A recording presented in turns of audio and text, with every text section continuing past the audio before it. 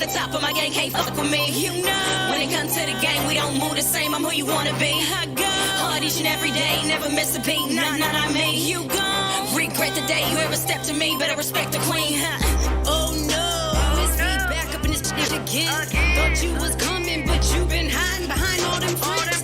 You just wanna play with me, you little chicks wanna play for free. Wanna pass, then get played for free. I'ma pass cause they already know that I'm good when I say I be. Nah, but you never know, wanna play with me. Always smiling in your face with the fakery. You wanna talk about the last, but don't play with me. I don't really get shit you tryna say to me. You try to stay with me. I'ma call like I see it, then believe it, cause you're not who y'all claim to be. Recouping all my investments, I don't play for free. Said I was weak and I was stressed, but wanna lay with V. Please. No. How you gon' come for me? Stay at the top of my game, can't fuck with me. You know, when it comes to the game, we don't move the same. I'm who you wanna be. I go hard each and every day, never miss a beat. Nah, I made you go.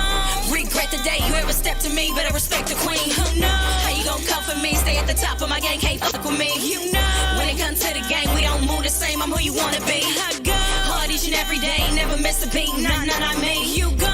Regret the day you ever stepped to me, better respect the queen. Motherfuckers when they run their mouth, got a lot to say when I'm not around. Soon as I pop out, they all hush hush like the cricket sound. They demean it so blatant, can tell that they hating. Wanna see me fall with too bad, y'all be waiting. I come from a place you have yet to see. Fuck around and turn boss on they flex on me. I don't wish no bad on my enemies, but cross the line and it's 113. Slicing heads like a horror scene, murking them Jason. Each time I go hard, it's to offset the hate. Who slime me, they slither, ain't no hands to shake. If your applause, your respect, I'ma take. I'm far from a rookie, they trolling, they looking, feeling froggy. No one my killer, don't push me. How you gon' come for me? Stay at the top of my game, can't fuck with me. You know, when it comes to the game, we don't move the same. I'm who you wanna be. I go hard each and every day, never miss a beat. Nah, I made you go. Regret the day you ever stepped to me, better respect the queen. Everyone's a boss. Everyone's in charge. Everyone got stacks upon stacks of them green and golden balls. Placed neatly in the back of their closet, stacked up they free walls. Be around the prettiest bitches you seen and you'd ever call. Yeah, can't pay for features or models, can't even pay for cars. Wanna talk about running the city, but can't even run the malls. Paying with these checks with their mouths, they asses steady taking falls. Kept they up and ducking till V connected in they balls. Now niggas crying and whining, got me here taking pause. Make me get a non-disclosure for interacting with every clause. I'm a number one all-star with these nice niggas, they playing dogs. My moves stay like years ahead, your moves have been recalled. Try to be a better me, to get begging for an applause. Thinking I'm weak and forgetting I'm holding all these cards. With these receipts and not one of your bitches half as hard. No capping needed, the truth's revealed here in all this sauce. Who knows? How you gon' come for me? Stay at the top of my game, can't fuck with me. You know, when it comes to the game, we don't move the same. I'm who you wanna be. I go hard each and every day, never miss a beat. Nah, I made you go. Regret the day you ever stepped to me, better respect the queen. Who knows? How you gon' come for me? Stay at the top of my game, can't fuck with me. You know, when it comes to the game, we don't move the same. I'm who you wanna be. I go hard each and every day, never miss a beat. Nah, I made you go. Regret the day you ever stepped to me, better respect the queen.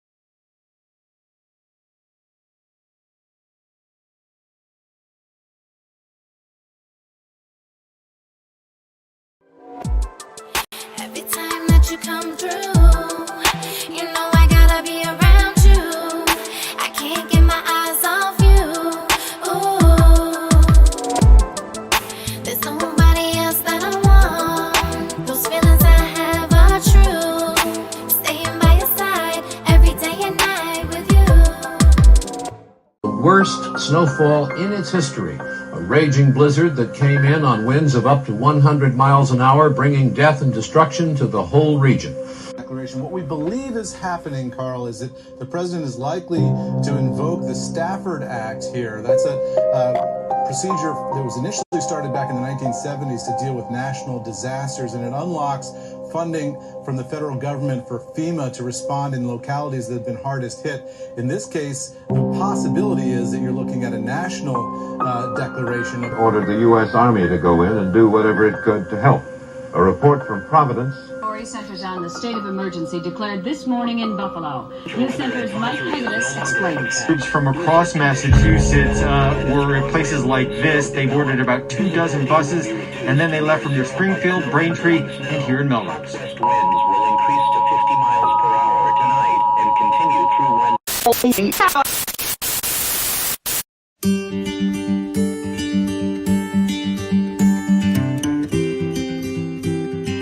Brockton is proud to be the city of champions. With a rich sports history, Brockton is the hometown of boxing greats Rocky Marciano and marvelous Marvin Hagler. The city's athletic legacy continues with the success of Brockton High School sports teams. Known for athletic excellence and good sportsmanship, the BHS athletic program was selected as the #1 athletic program in Massachusetts by Sports Illustrated. The school's Brockton Boxers have been a longtime powerhouse in high school football. In fact, the BHS football program has been regarded as one of the most storied, successful, and dominant high school football programs of all time. The BHS boys soccer team recently won their first state championship in 2017, leading them to be ranked 7th on USA Today's list of top high school soccer teams across the country. These are just some of the many reasons why Brockton is the city of champions. All right. Is everyone here? Ants! Yes, sir! Roaches! Yeah, what of it? Rodents! Let's get this cheese! Alright, come on everyone, settle down, please. Look, we all know why we're here. We'll be eating like queens when we're through with this. That pantry's finally ours. Nobody can stop us now. Charge!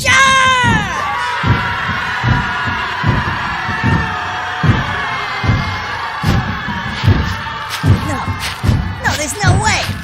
It can't be. It's Old Colony!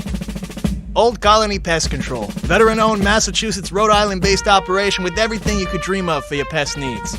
Equipped with top-of-the-line gear to guarantee your home is protected and staying healthy. Phone number is 774-400-5993. Give them a call for the backup you need. Tell them that General Red Revere sent you. They handle anything from ants, roaches, ticks, mosquitoes, rats, and more. No wildlife or termites at this time. Hey, watch it, buddy. We're marching.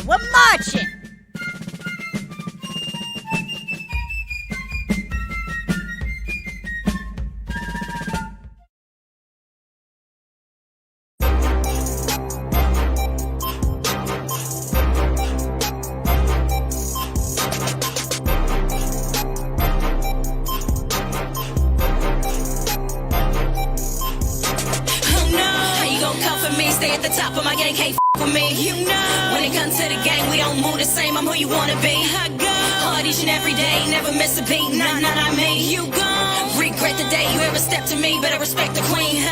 Oh no, Miss me back up in this again. Thought you was coming, but you been hiding behind all them friends. Wanna play with me? Wanna play for free? Wanna pass, then get played for free? I'ma pass cause they already know that I'm good when I say I be.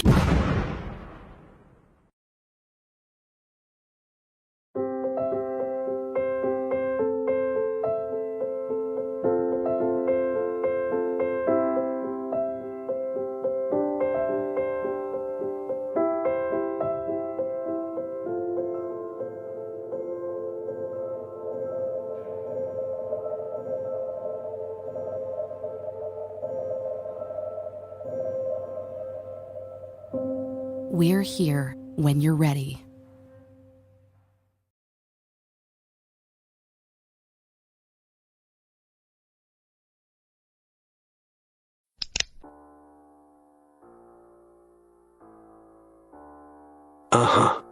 I know what you're thinking.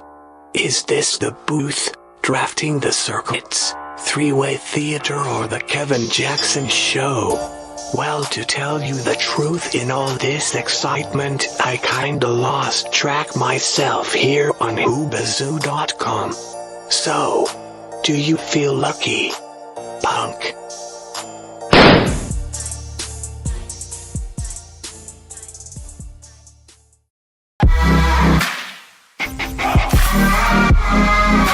It's caught in the crossfire.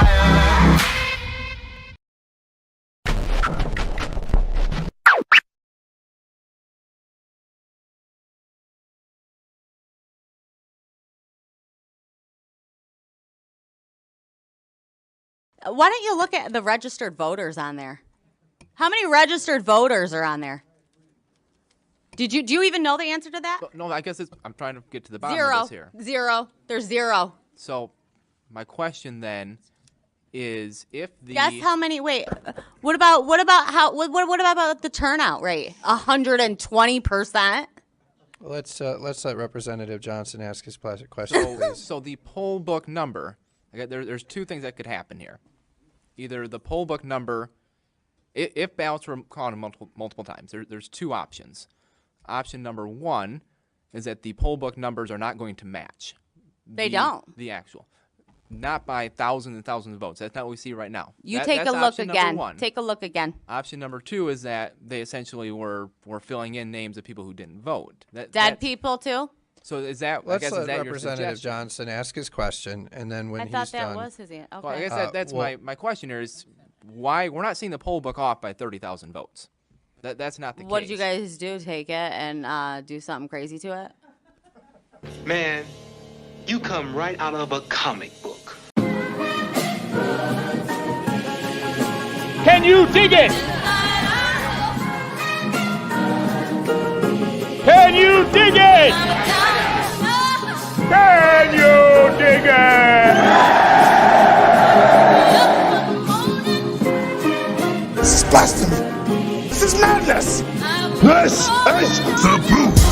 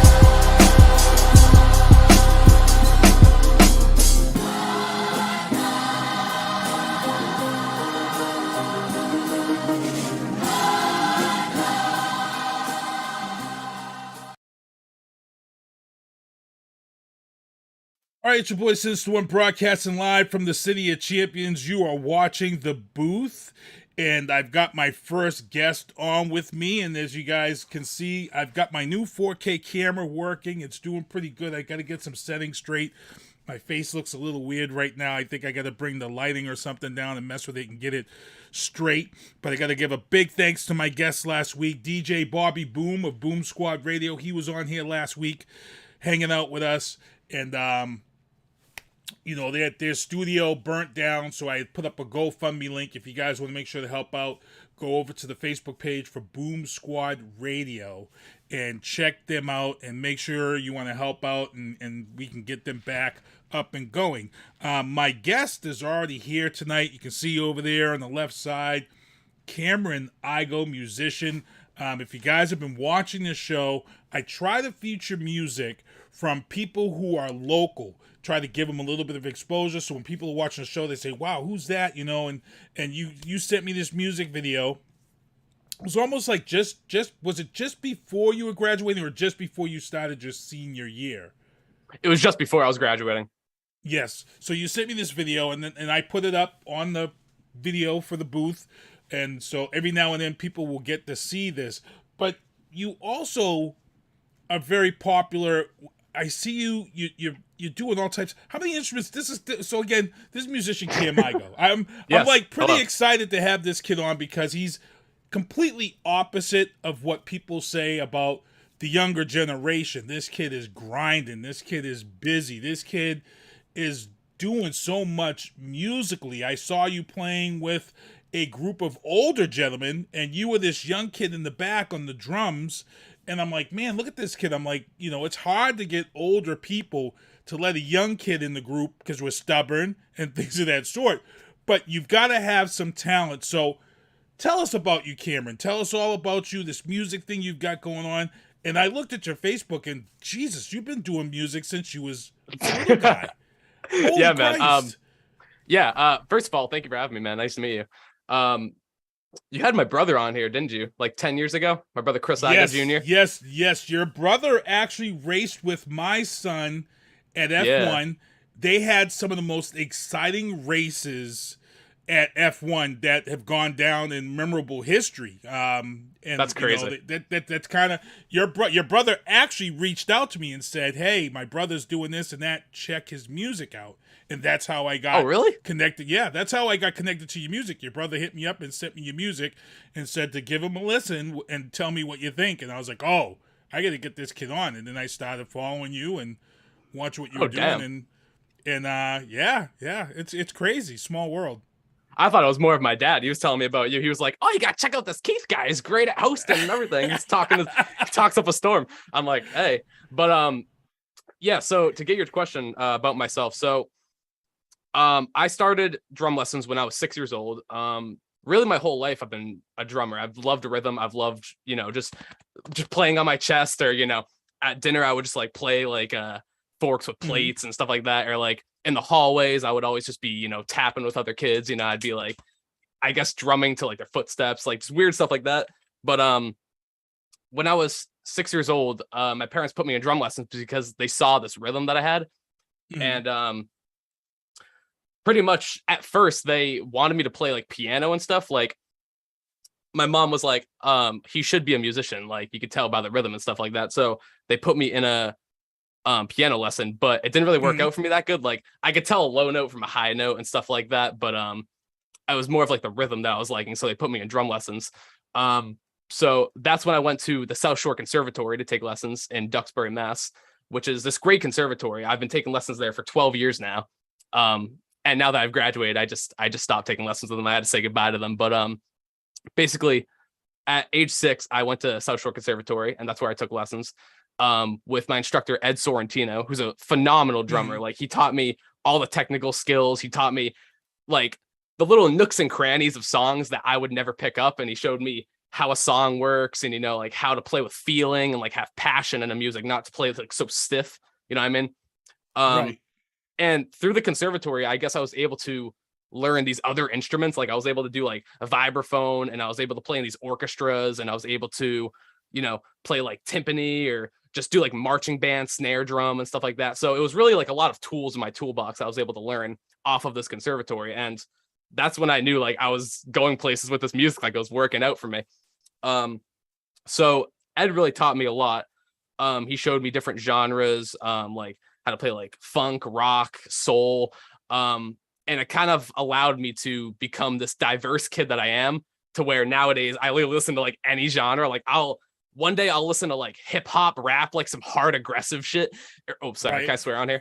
No, you're good. You're good. You're good. Try not to do it too much. sorry. I know. I just like listen to aggressive stuff, or the next day I would listen to some like soul, like James Brown or like Frank Sinatra, like, what I mean? So like, I'm kind of all over the place. Like my diversity has gone insane. And it's really all through the conservatory. Like I have to give thanks to them. Like they really made me who I am.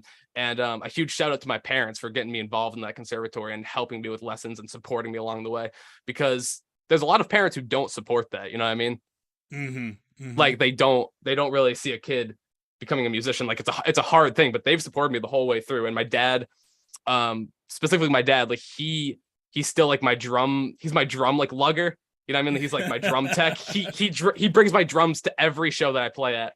And he's never missed a show. He's only missed like 2 shows my entire life, which is like insane to me. Like I still don't believe that. The fact that he said that to me, I don't believe that.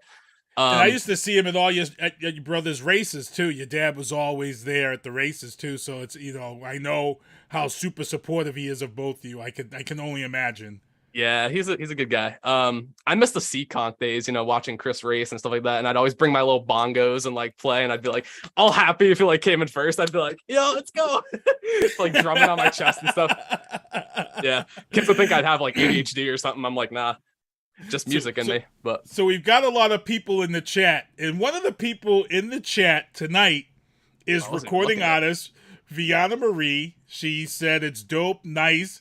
And here's the funny thing, Viana, if you're watching, Cam actually saw your video prior to the show going live. And he was like, oh, yeah, I saw a couple of those baddies. Bro, nobody called me out like that. Look at him blushing. No, bro. Hey, no, it was fire, though. It was fire. I was liking it. The music video, like the shots, it was cool. Well, Viana Marie is actually in the chat. She's just dropped that video, Let's Roll, with Hillary Banks. The album is going to be dropping in August. We'll be making a big announcement of that. But wow, that was so funny. I had to let you know that she's actually in the chat watching this stuff. So you actually won an award this year. That was a pretty big award. Let people know about this award you won this year before you graduated. What was the award? I won a bunch of awards. I'm trying to think. Well, name them all. Name them all. Go through all of them because I want people to know how talented you are. So just run them all off. All right. Well, first through my school, there was a bunch of like scholarship awards. I won. Out of my entire school, I won outstanding jazz drummer and outstanding musicianship. Because I've really been like the jazz drummer of my school, and now that I've left, it's like, oh god. But they gave me some scholarships. I think I won around like $1,800. It was pretty cool. I won a lot of these like music scholarships at my school. I also won earlier. Was it this year? I forget. It was probably the beginning. I won a Sib Hashian award, who was the original drummer from the band Boston. I won this organization. It was like a competition through Music Drives Us. It was run by Ernie Bach Jr., who does like all the car dealerships and shit. Yeah, he's very involved with music. He's a musician himself.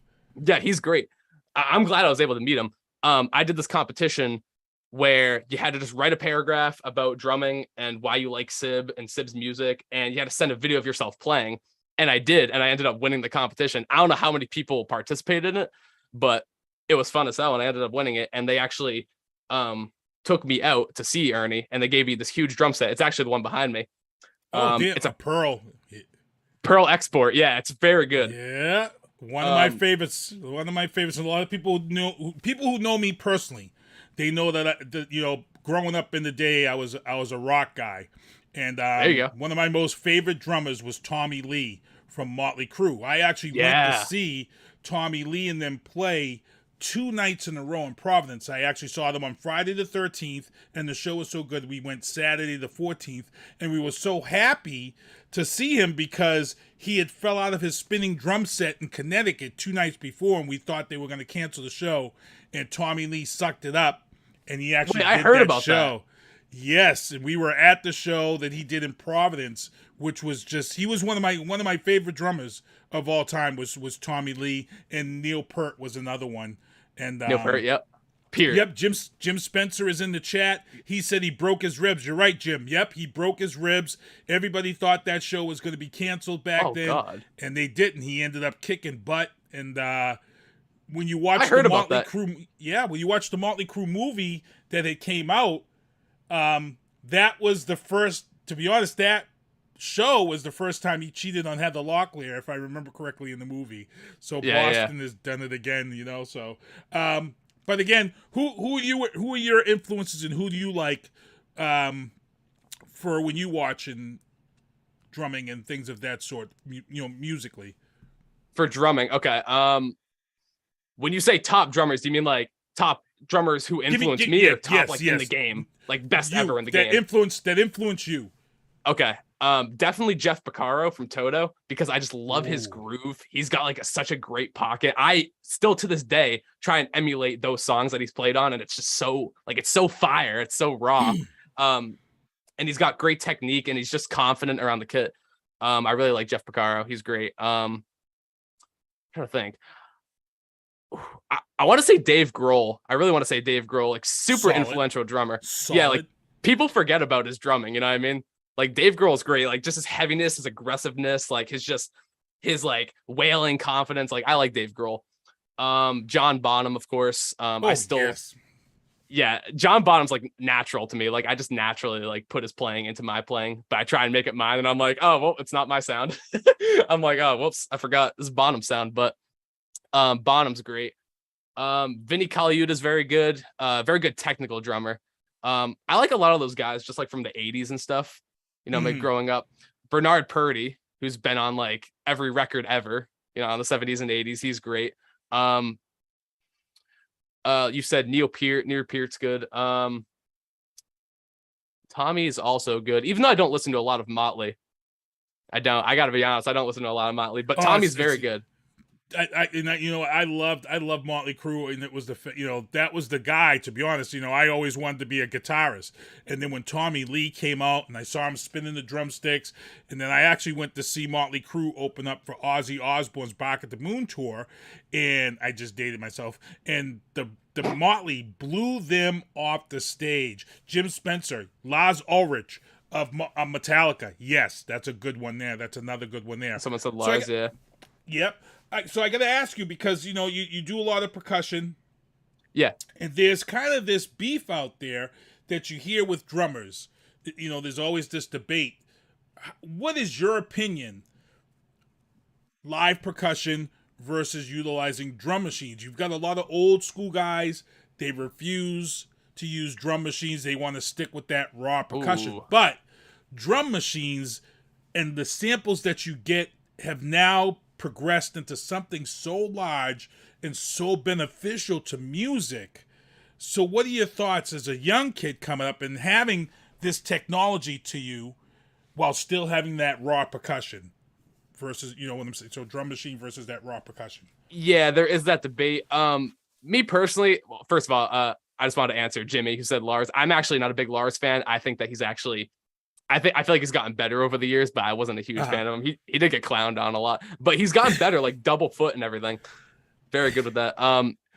No, I feel like, I don't have a problem with drum machines personally. Like, I feel like it depends on how you use it.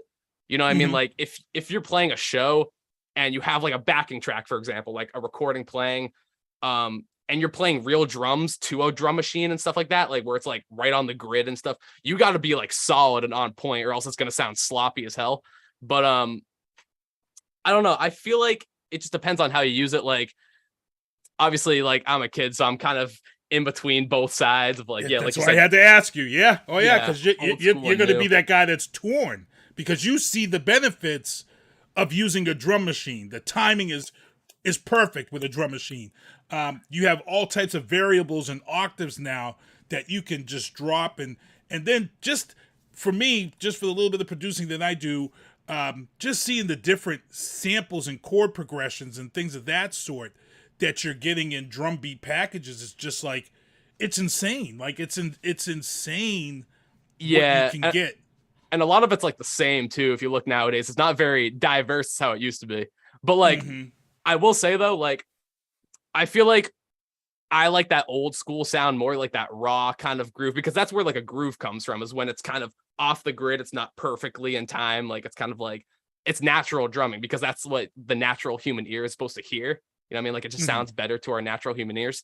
But I feel like drum machines to an extent can be okay if it's just like, maybe just like a 4 on the floor, and then you're putting percussion over that in real time, like your actual like acoustic old school drumming.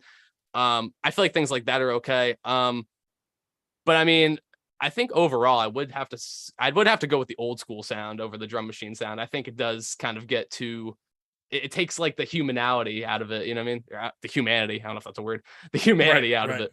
But yeah, I feel like that's what I have to say. And you know what? When we all go to shows, the one thing we look forward to are two things: guitar solos and drum solos. Drum solos. That's what I'm saying. Yeah. I went to see Janet Jackson. Her drummer kicked ass. I went to see Charlie Wilson. His drummer kicked ass. And every time you go to a show, you always wait for that for that drum solo. Somebody said Stuart Copeland, another good drummer. Stuart's great, yeah. Is Janet's drummer Sugarfoot Moffat? It was. She's had a couple. She's had a couple of drummers, good drummers. She was luckily she had Nuno Betancourt as a guitarist from this area for Black Cat, which is insane, you know. So it's one of these things where lots of times you got a lot of famous drummers backing some super people. I forget, but I believe Michael Jackson had a famous drummer at one time who backed him. But because it was Michael Jackson, we never really got to get that knowledge of that person. But I forget who it was, and if it comes to me, if somebody can put in the chat, put it in there. But well, the reason I bring up Sugarfoot Moffat is because I know him from Michael Jackson's music. I don't know him personally. Mm-hmm. I know him playing from Michael Jackson's music, and his groove is so on point that it sounds like a drum machine. Like, it literally sounds like a drum machine.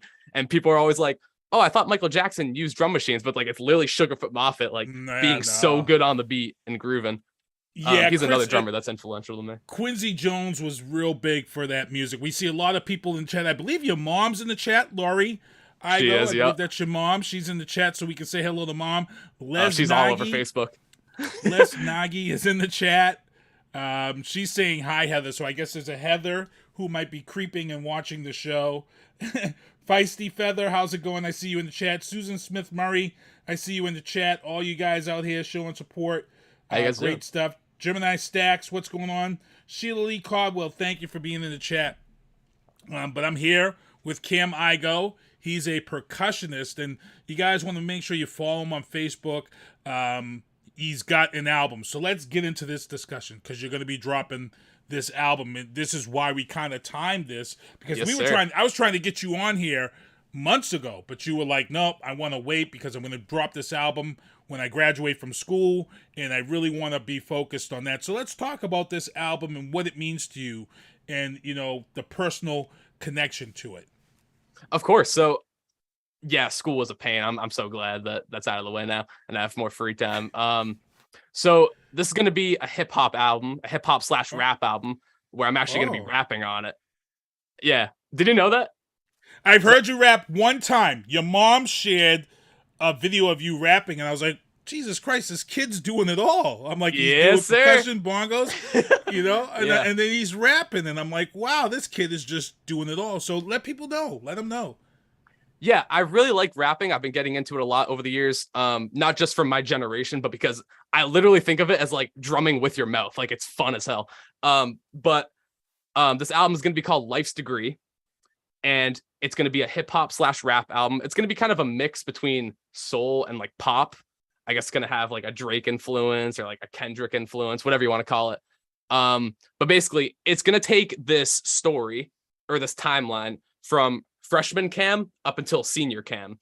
And it's going to be it's going to kind of be my school lifestyle over the years and how I've changed as a person and how I've become more confident and like extroverted, I guess. And, just stuff like that. So basically, it's not going to have like a whole like nerdy like school theme to it, but it's just going to be songs that I've written like over the years, and I've progressively like learned stuff about like not just high school but like life in general. So like like relationships, being bullied, respect, integrity, like the party lifestyle, like stuff like that pretty much. And so yeah, I'm just looking forward to it. I don't know when I'm going to be dropping it yet because I'm still like working on the songs. I'm hoping by the end of July, but that's all I know of so far. Yeah. Oh, nice. Good stuff. Sean Xavier, your boy Loco, he's in the chat. He said, what's good, bro? What's going on, Sean Xavier? Your boy Loco. He just had a successful Juneteenth event this past weekend in Fall River on Saturday, so give good props to him. Good for you, man. Your mom is asking, how many songs are you looking to have on this album? Oh, yeah. She loves this.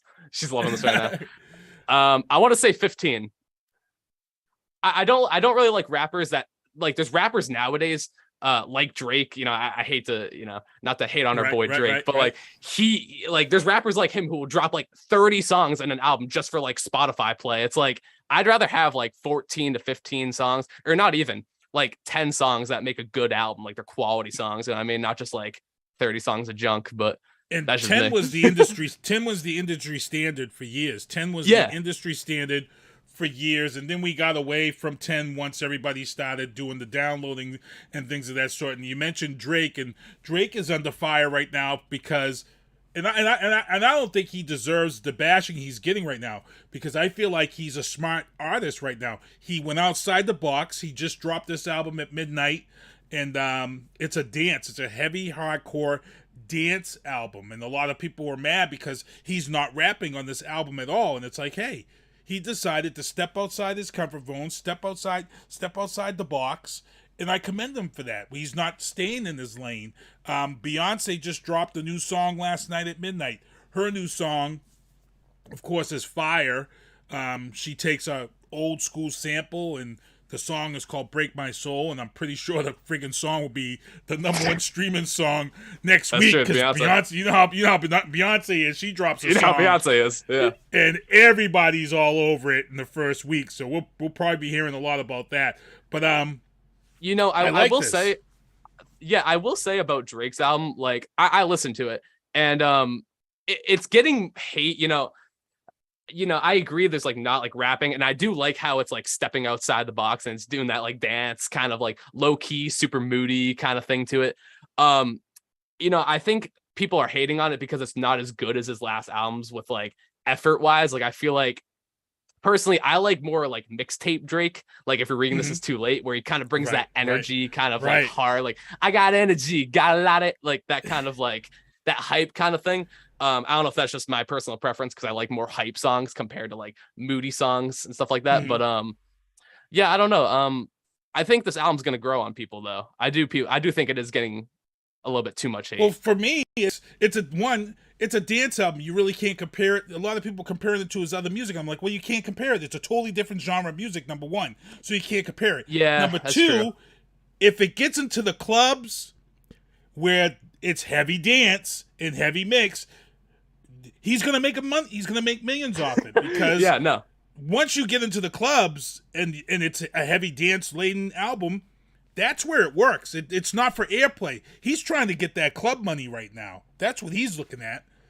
Yeah, that's true. And like, you know, whether or not people just want to like play it in the background and stuff like that, you know, I'm like, he just wants to get it in the clubs, like you said. That's right. You know, I have to ask you a question. If you listen to Drake, do you listen to Drake?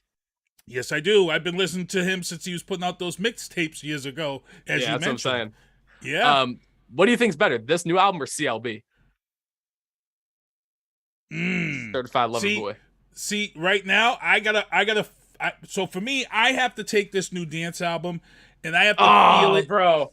No, I'm not picking this better. I have to take it to a place where it has to be.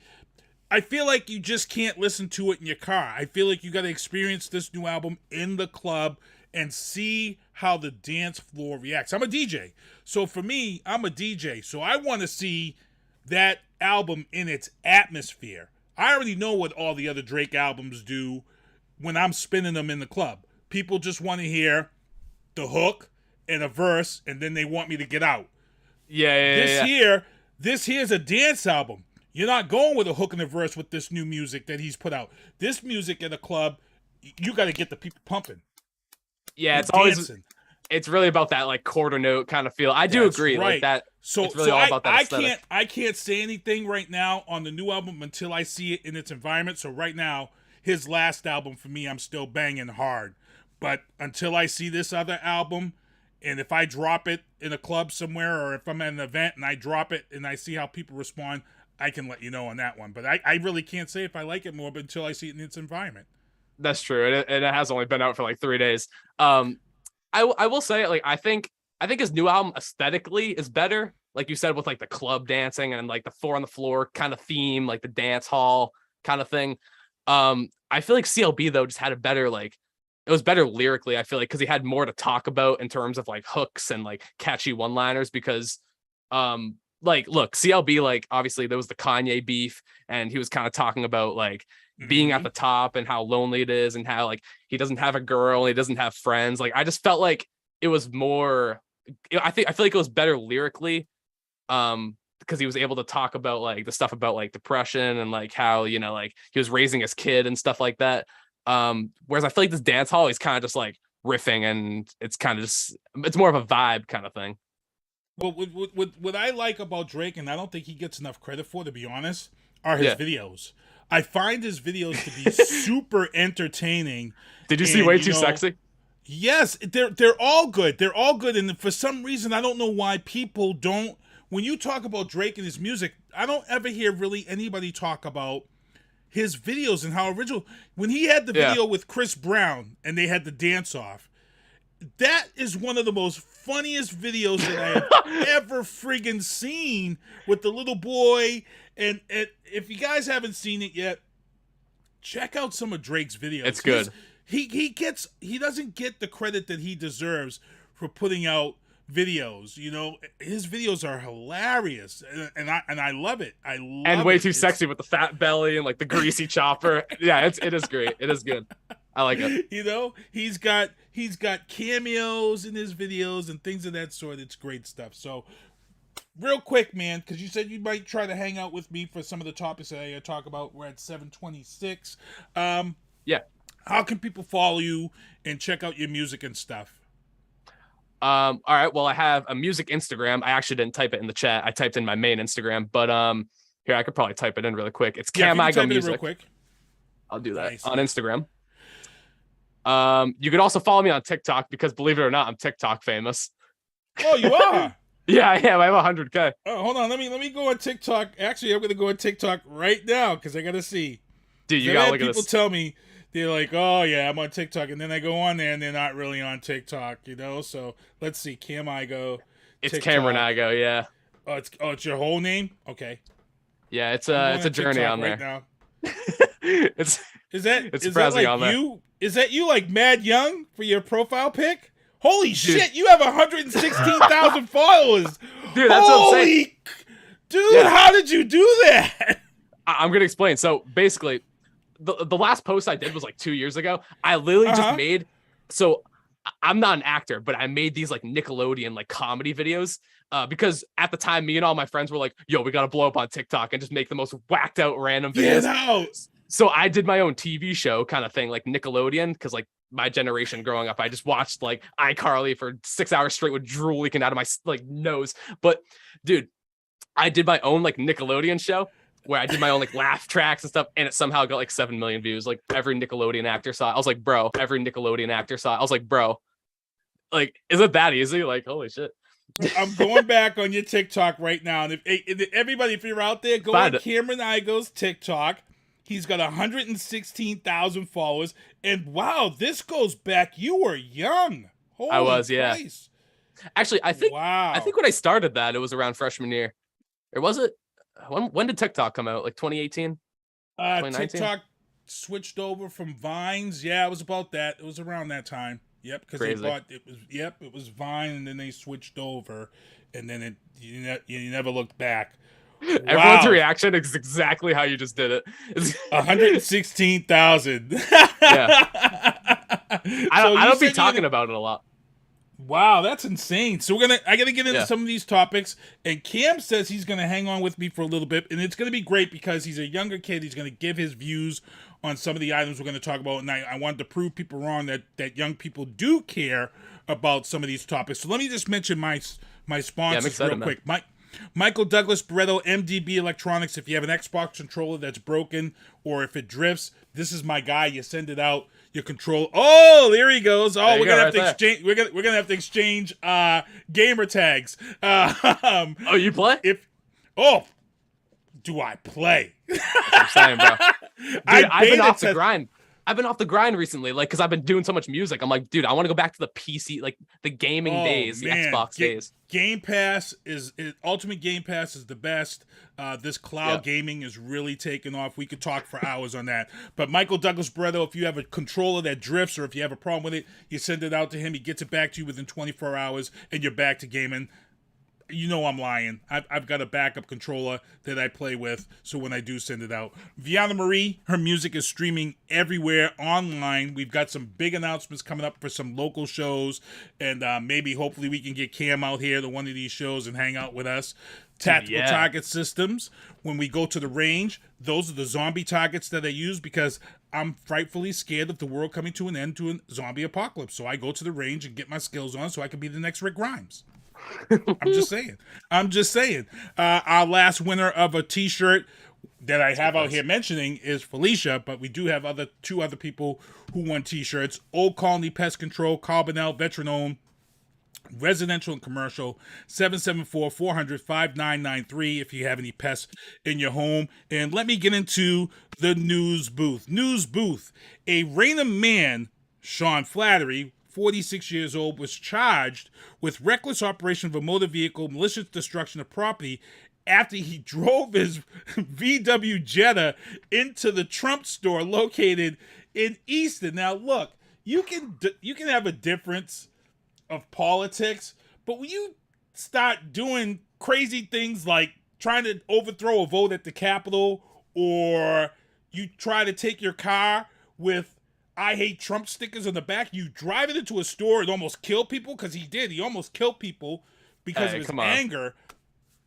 It's craziness. So, a lot of people are laughing. To be honest, people, it's whatever your political views are, it's not funny.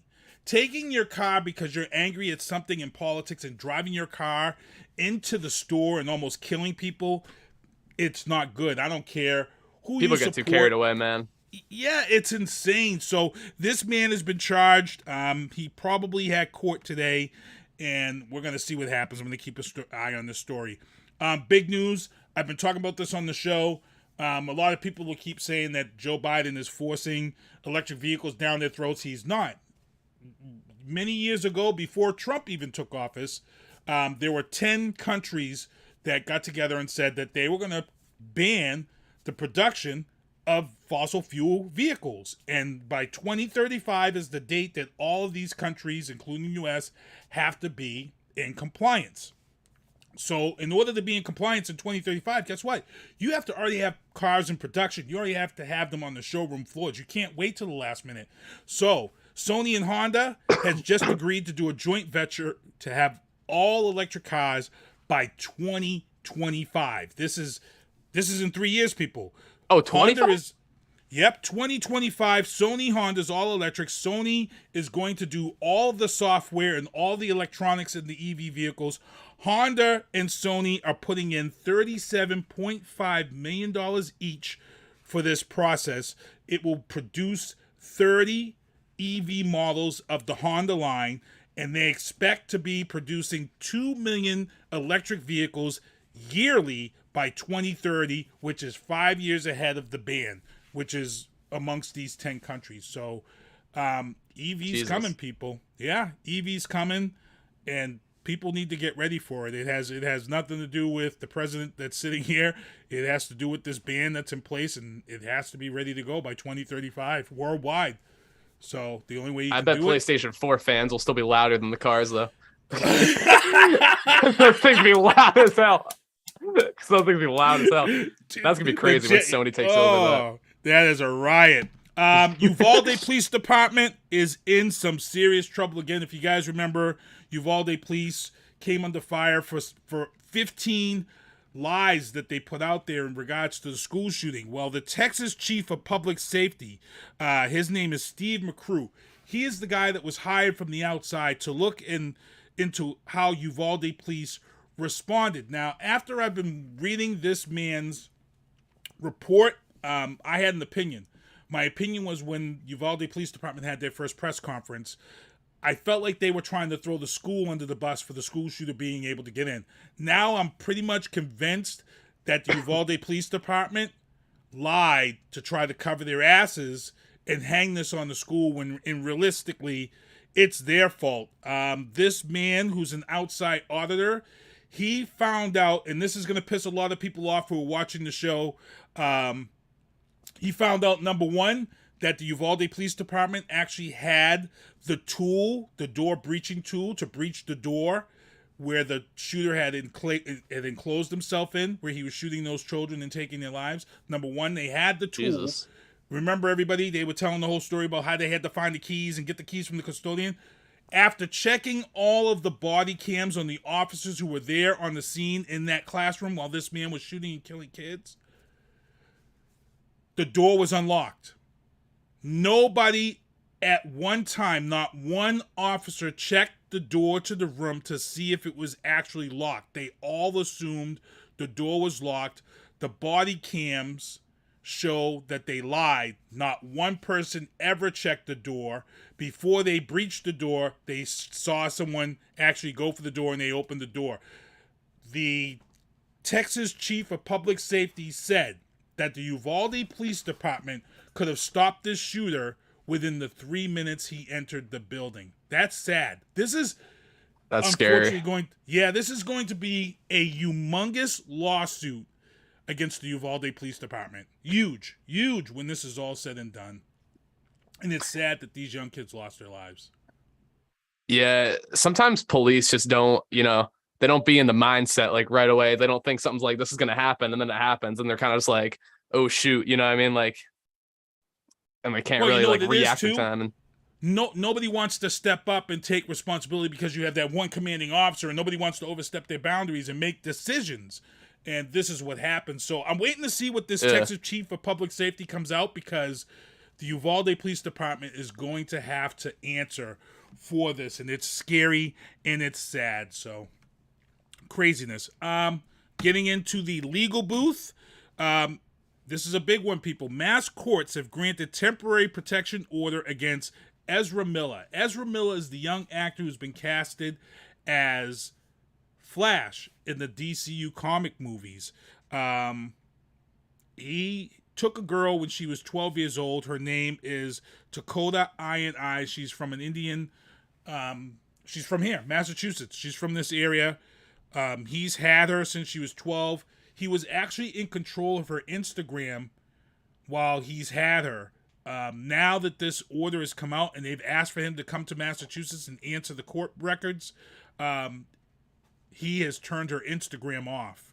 I'm going to follow up on what DC is now saying. Warner Brothers DCU is now saying about Ezra Miller, but now this story, I didn't even know. I've been talking about this story for a few weeks, and I didn't even know that this young girl was from Massachusetts. So we're going to be watching and checking this out.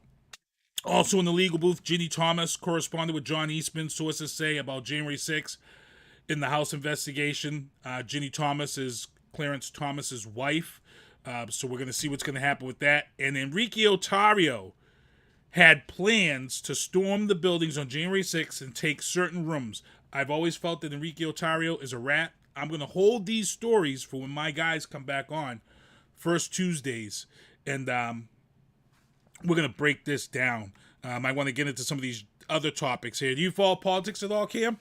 I do not. No, I'm more just open-minded, kind of in the middle with everything. I mean, my family is like more right-winged, a little bit leaned, but I can also understand like some social problems and, stuff like that. I agree with liberals on some things that need to be changed, and, It sucks because you can't. So let's be real here. It sucks because you can't be middle of the road right now, and that's the hard part. You're either one way or the other, and nobody wants you to be in the middle. Everybody wants you to pick a side. I hate that. It drives me. It is, yeah. It's pretty bad. I don't know. I'm just a kid. I'm just like, I don't know. Just do what's right. What's right. I don't know. Do what you feel is right. I don't know. They're in the chat. They're like, millennial. Yeah, right. Like, get this kid off, bro. In the entertainment booth, as I was saying, Warner Brothers reportedly has no plans to work with Ezra Miller after the movie The Flash is released. But here's the problem. If this story continues to get uglier, what does DC do? Do you recast this guy in this role? Do you reshoot the whole movie with a new person? I mean, what would you do if you were DC? And this story isn't getting better by the day. I mean, this kid was arrested 2 months in a row. Do you recast and reshoot the scenes with a new actor, or do you keep him and say, hey, bad press is good press? I got to ask the young kid this one. I don't know. I almost feel like you should just keep him and hope it goes off. I don't know. Hope the story goes away or something. I don't know. Yeah. I don't really know how you'd handle that. To be honest, DC is saying the same thing. They're saying that right now the story is below the radar. And I don't know how they're saying that, because it's not really below the radar. But DC is saying that right now it's below the radar enough to where they feel that they can release the Flash movie and then make whatever they can make off it. And then from here on out, they won't deal with him. The problem is if something happens to this girl, sadly enough, you're not going to be able to release this movie if something bad happens to this girl, and that's the scary part right now. But like you said, that's what you just said is the approach that DC is actually taking. They're going to still have their plans to release this film, but they're telling everybody that they're not doing any more business with him at all. He's actually done. That's good. Just cut it, full circle, I'd say, So we'll see. It's crazy because this kid had his career. WWE, Vince McMahon, he is now stepping away from being CEO. He had a $3 million settlement with a woman who he was having an affair with and gave her a cushy position behind the scenes.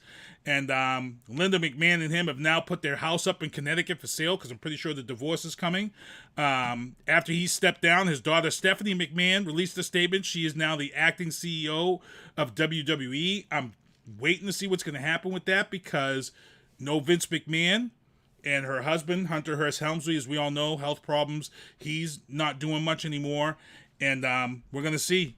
I gotta tell you, I didn't like Vince McMahon showing up at Raw last night live on TV when he knew that he stepped down and he has these sexual allegations against him for this affair. I think that was unclassy of him to show up on that one. He did that? Booth, yeah, he showed up on Raw last night. To make an announcement of John Cena, and I'm like, that's not classy at all. I'm not going to put this up because I'm still in shock. I'm still suffering from PTSD. But for those who know me, the Celtics lost last week. I got to ask you, do you think it's rigged? What? The game? Like, do you think Celtics? Just like NBA in general? Yeah. Or like sports in general? So I've always told people, lots of times things get to Game 7 because they make a lot of money off of Game 7s. Yeah. The fact that the Celtics showed up and were completely flat, like to the point where I didn't even want to watch the game anymore. I want to know how a team can play 3 series and then come out in a much needed game at home and come out absolutely flat. You have to ask that question. I have no idea. And that's what makes me think some of it's staged because it's like, how can a team just go from consistent to just like not consistent out of nowhere? I mean, I don't watch a ton of NBA, but there was one player, like Williams III, I think. He's like a defenseman. He was the only one on that court at Game 6 who had any passion on the court. I swear to God. And Horford. Horford was another one. And Horford. Like the defense was, we were just, I want to see more guys just jumping at each other, like diving, swatting the ball anytime you can. You know what I mean? Like from behind, like reading shots. You know what I mean? It seemed like no one really wanted it that night on the court. And I was like, it was pissing me off. So you talk about sports, and I'm going to just blow your mind real quick here. And I've said this to a lot of people when I talk about it. They're like, holy Christ. And anybody watching this right now, he brings up a good point about sports being fixed. And I've always made this joke on my social media about the fact that professional sports has the cigarette man controlling it behind the scenes, which is the guy from X-Files who was controlling everything. And I'm going to point this out to people. After the Boston Marathon bombings, who went to the championships all that year after the Boston bombings? Red Sox, Patriots, all the Boston teams after the Boston bombings went to championships. After 9/11, who went to the championship? New England Patriots after 9/11. The team that represents America's colors. They were a complete underdog that year, yet the team with America's colors won the Super Bowl in an underdog status the year of 9/11. After Katrina, the worst flood in history down south, do you know which team won the NFL Super Bowl just a year outside of Katrina? Was it Patriots? The New Orleans Saints, who played in the Superdome, whose stadium was damaged. The Colorado, I've never put that together. Yep, the shootings in the hotel, Las Vegas, that year, the Las Vegas hockey team went almost all the way that year. So if you go back and you look at a lot of these tragedies and then look at the teams that won Super Bowls or World Series, and it's kind of crazy. So just look it up, people. This is all true. This is all It true. seems like sports try and put like messages in like that. Yeah.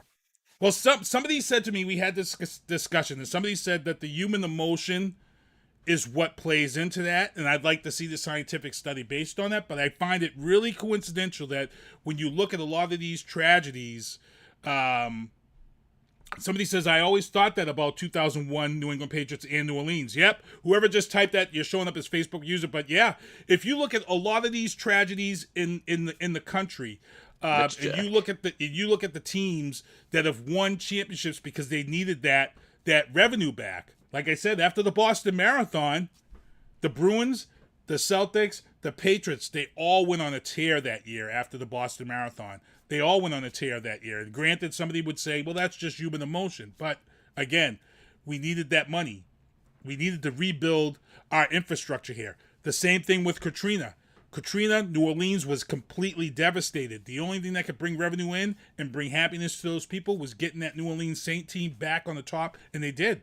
They did. They came out of nowhere, and they won a Super Bowl right after that. It's kind of crazy. So it seems like it does tie in. Yeah, everything ties in back to like money in like a good way.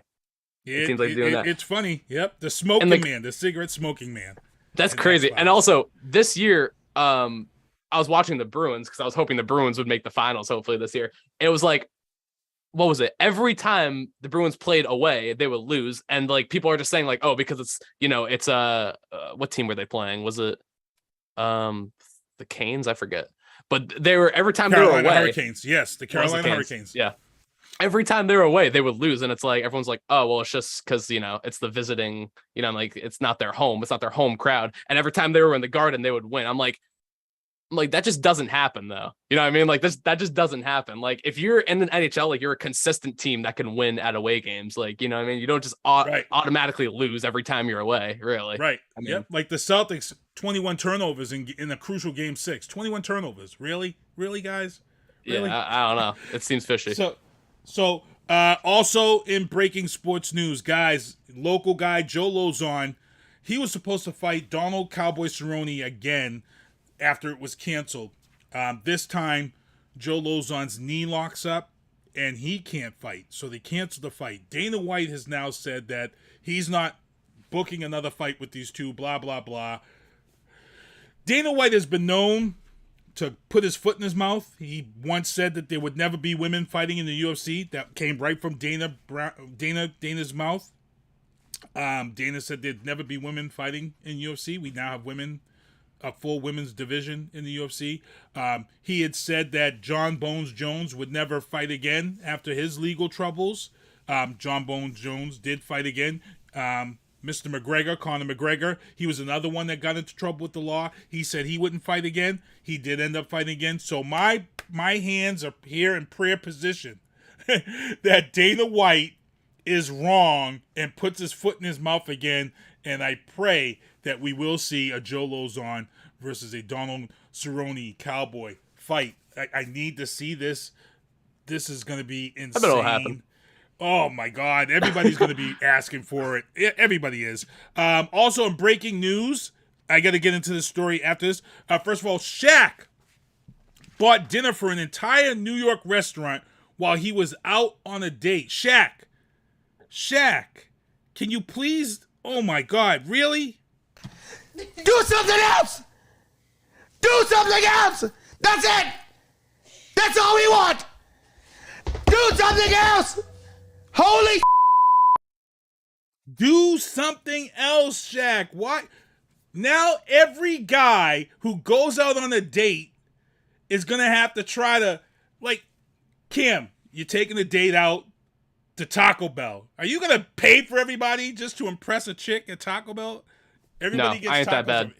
I ain't that down bad. Hell no. That's why you just played the T-Pain clip, too. I just saw that the other day. I was talking about music's too repetitive. Come on, Shaq. Do something else, bro. Do something else.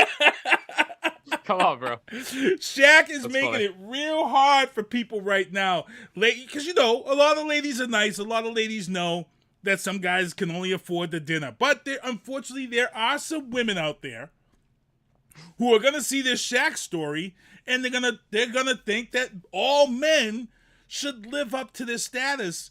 It was like $25,000 Shaquille O'Neal paid for everybody to eat in this New York restaurant. It's insane. So, Shaq, don't do that stuff, man. Don't. They're gonna think everyone has that money. Exactly. We all don't have Shaq money. Yeah, no, hell no. We don't got his size either. Jesus Christ. Here's another one that's gonna piss people off, and I'm not too happy with it. As you guys know, quarterback Deshaun Watson is now the quarterback of the Browns, and guess what, people? 20 of the 24 allegations against him, the lawsuits of sexual misconduct, are gone. He's now paid 20 of the 24. He has 4 left to go. He is now settled with every woman who's accused him of sexual misconduct. As a man, it disgusts me because he's going to take the field this year. He's going to be cheered about, and it's going to be the same thing as they were doing with Ben Roethlisberger in Pittsburgh, who they pretty much blew the stadium up with happiness when he retired, yet people tend to forget that he walked away from a rape charge. I just find that the hypocrisy in sports is pretty bad when you can pay people off. 24 sexual misconduct lawsuits. He's paid off 20 of those 24. He's got 4 left. Just paid him off casually. Just paid him off. He'll be quarterback of the Browns this year, and they'll all be cheering him on like hypocrites. Yeah, so it's crazy. It's sad. Women, you should be pissed. He has that many, pissed. It's true. Yeah, you just don't have that many. So we'll see. We'll see what happens. He's got 4 left to go, and it's interesting. We're at 7:51. Biden bombshells. Joe Biden says he's considering a gas tax holiday as we approach July 4th weekend. What he's trying to do is he's trying to pull back the federal tax on gas, so we would go out and travel. It's not going to help because the oil companies control the gas prices, not the president. He can repeal the gas tax for that weekend. They're still going to set the price of the barrel wherever they want on the stock exchange. So false hope. Hope. I hate. That's why I get driven crazy with politics. Texas Republican Party passes a resolution denying the legitimacy of Biden's victory in the presidential election. So obviously they're not watching these hearings that are going on. So we'll see what Texas has to do about that. Ukraine invasion. The Attorney General, Merrick Garland, he traveled to the Ukraine to meet with counterparts about war crimes related to Russian invasion. We'll see what happens there. There have been some atrocities committed by the Russian army, and they have to answer for it, and we'll see. Again, all you guys who support me and check me out, and there's my beanies, my Sinister One production beanies there. I want to thank everybody for tuning in to the show. I've got some announcements coming up with Viana Marie, and I got to thank my guest, Cam Igo, for coming on the show. Thank you so much, man. Yeah, hell yeah. It's good to meet you, man. Man, good stuff. When you think you might be dropping your first video for the first single off of this album?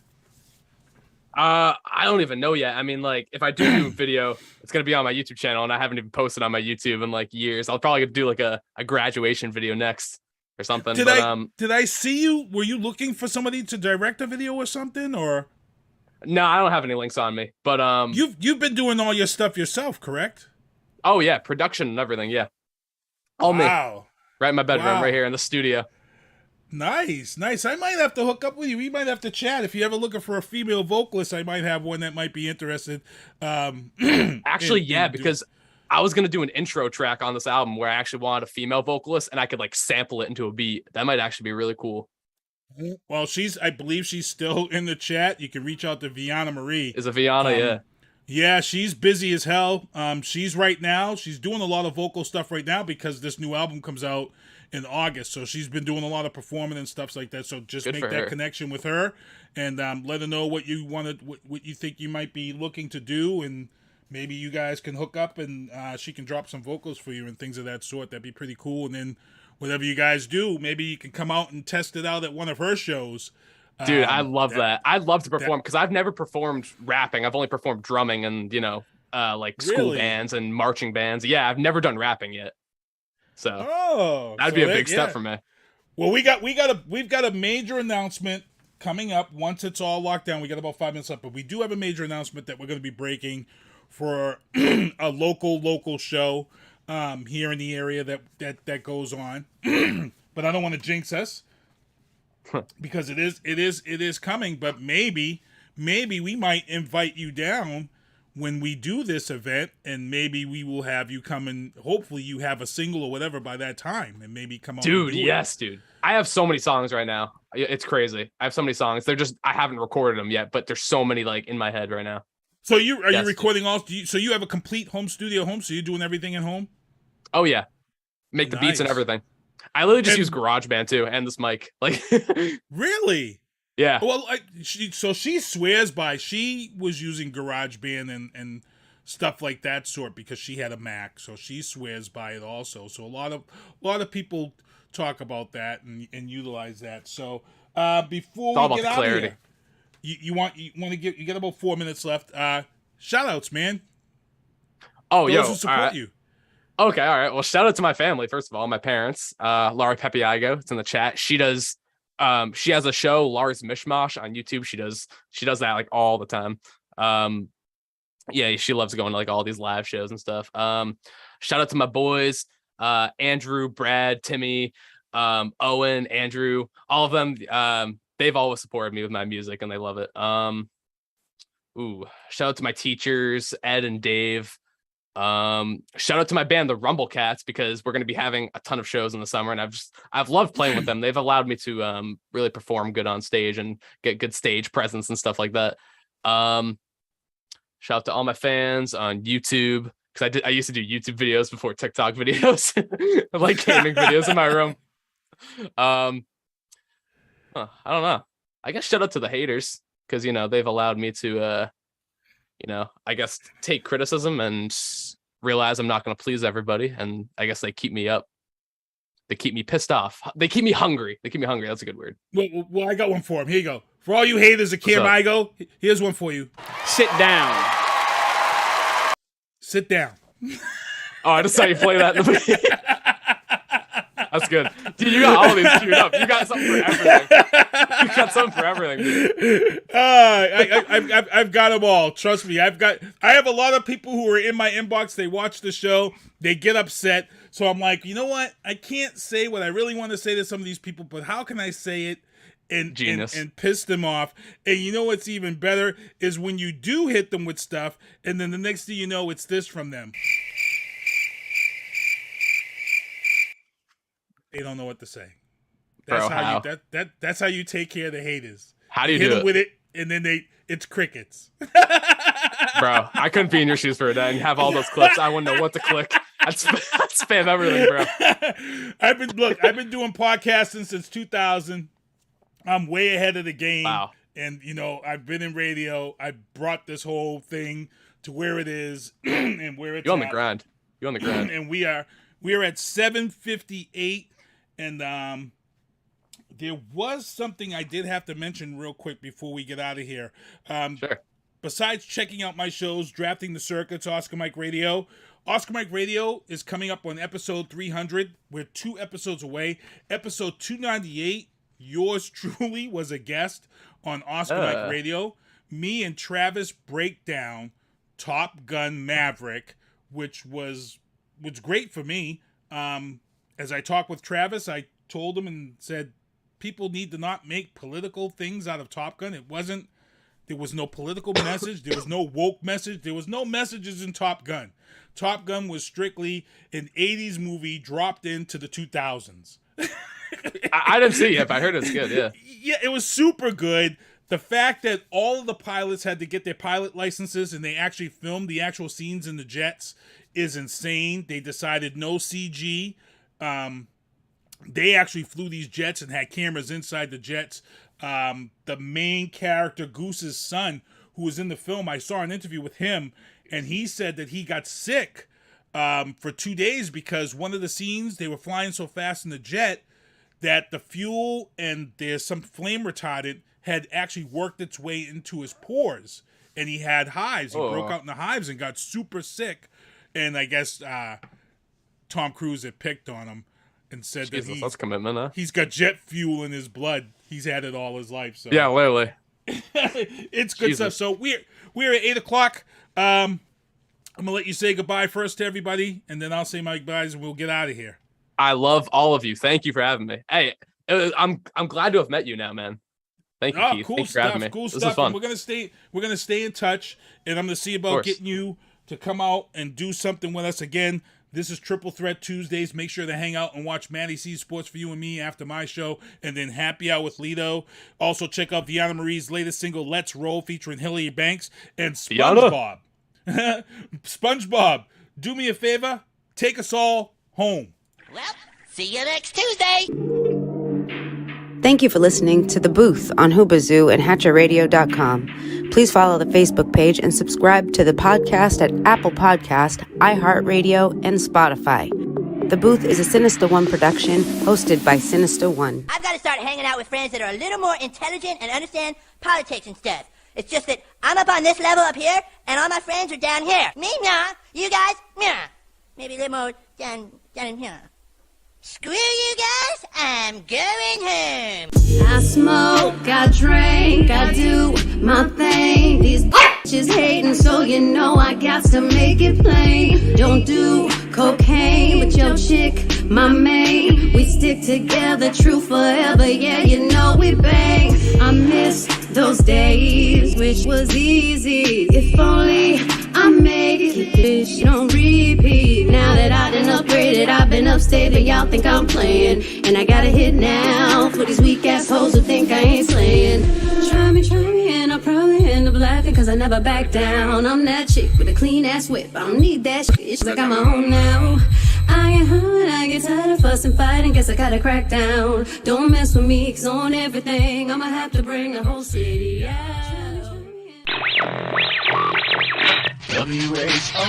WHOOBAZOO, that's Hoobazoo.com. Enter website.